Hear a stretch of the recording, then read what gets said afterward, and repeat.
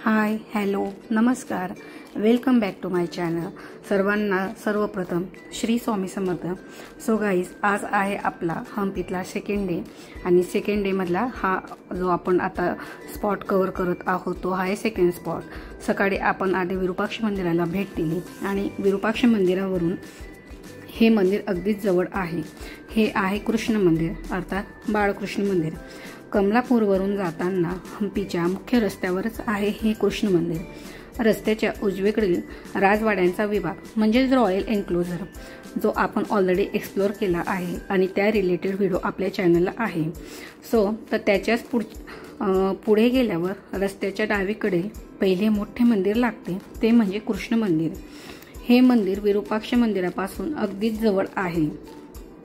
चला आता आपण हात जाऊया कृष्ण मंदिरात।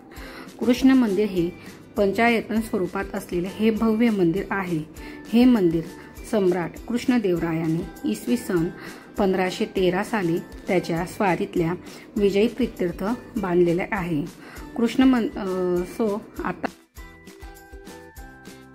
या मंदिरात काही उपमंदिरे, उपमंडल, पाकशाळा आहेत। एक अर्धमंडप, एक महामंडप आहे आणि या मंदिराच्या प्रत्येक स्तंभांवर खूप वेगवेगळे असे कृष्णाच्या जीवनातले असंख्य असे प्रसंग कोरलेले आहेत।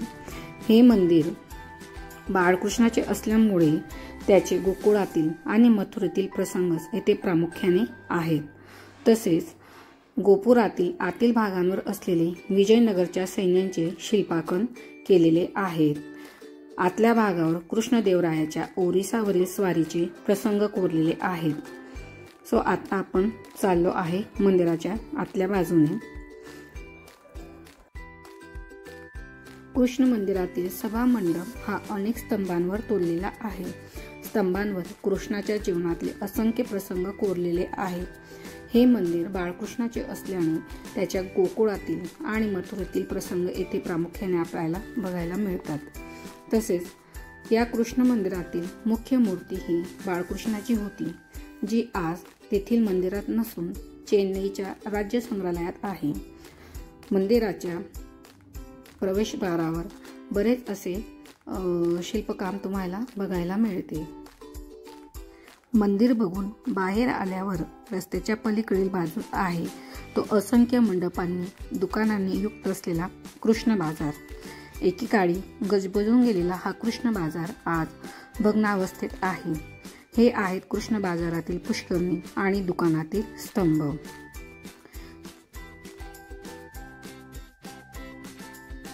आणि बाजाराच्या समोर जे दिसतं आहे ते आहे कृष्ण मंदिर। नंतर आम्ही निघालो ते येथून अगदी जवळच असलेल्या हम्पीतील प्रसिद्ध अशा लक्ष्मी नृसिंहाकडे। लक्ष्मी नृसिंह अर्थात उग्र नृसिंह मंदिर हम्पीतील ही सर्वात विशाल मूर्ती। हम्पी म्हटल्यावर दोनच गोष्टी डोळ्यांसमोर येतात, एक विठ्ठल मंदिरातील दगडी रथ आणि दुसरी म्हणजे उग्र नृसिंहाची ही भव्य मूर्ती। ही उग्र नृसिंहाची मूर्ती लक्ष्मी नृसिंहाची होती। आज मितीस लक्ष्मी पूर्णपणे भग्न झालेली असून तिचा फक्त एक हात आपल्याला दिसतो। मूळचं लक्ष्मी नृसिंह हळूहळू उग्र नृसिंह म्हणून प्रचलित झाला।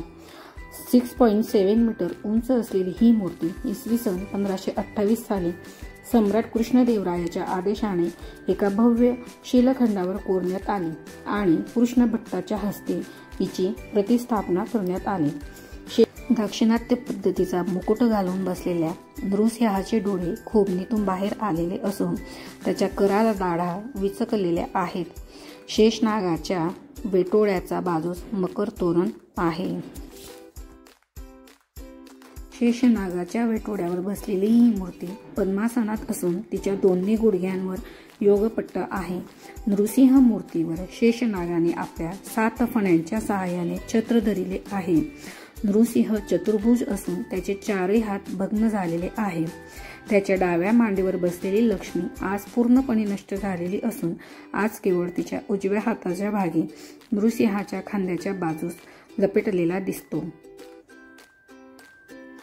ही मूळ मूर्ती कशी असावी याची काहीशी कल्पना आपल्याला येथीलच विरूपाक्ष मंदिरातील स्तंभावर असलेल्या लक्ष्मी नृसिंहाच्या मूर्तीवरून येते। ह्या मूर्तीच्या शेजारीच आहे ते बडवी लिंग मंदिर हे अगदीच छोटे खाणी, पण इथले शिवलिंग हम्पीतील सर्वात भव्य दगडांवर असलेल्या विटांचे शिखर असलेले हे चौकोनी लहानसे मंदिर.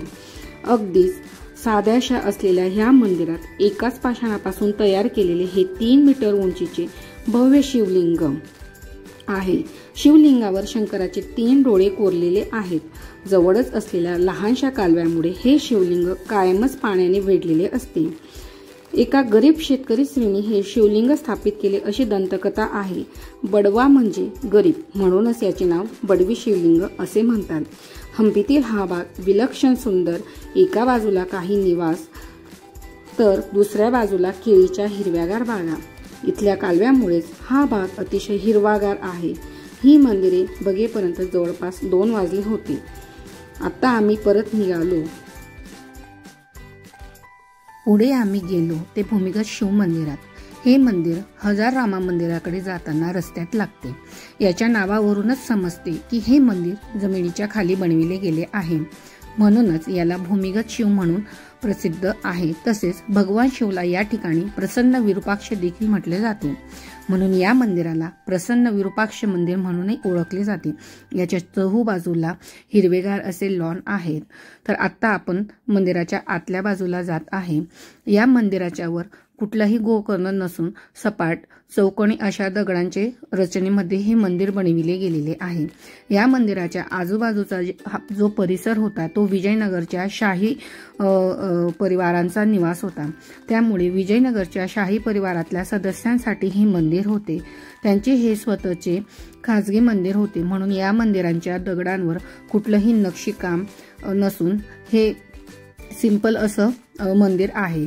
तसंच या मंदिराचा आतला भाग बराच असा पाण्याने व्यापलेला आहे. हे मंदिर फक्त भूमिगत शिव मंदिर नसून हे पाण्याखाली देखील आहे. आणि या मंदिरामध्ये जेही पाणी आपल्याला दिसत आहे ते आहे तुंगभद्रा नदीचे, जे की एका कॅनल थ्रू आजही तेथे वाहत असते. तुम्ही समोर नंदी बघू शकता. असं म्हणतात की आधी या गर्भगृहामध्ये एक लिंग होती, जे आज रिकामे आहेत व या ठिकाणी नेहमी ते पाण्याने भरलेले असायचे. आम्ही अधिक आत न जाता या ठिकाणाहूनच परतलो, कारण की पाणी होतं बरंच असं आणि आतमध्ये भरपूर असा अंधारही होता.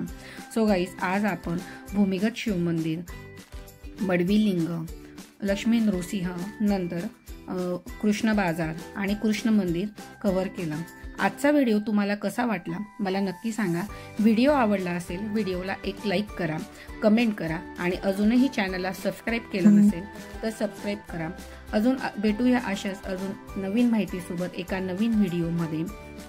तोपर्यंत stay tune and watch most of videos. So take care and bye.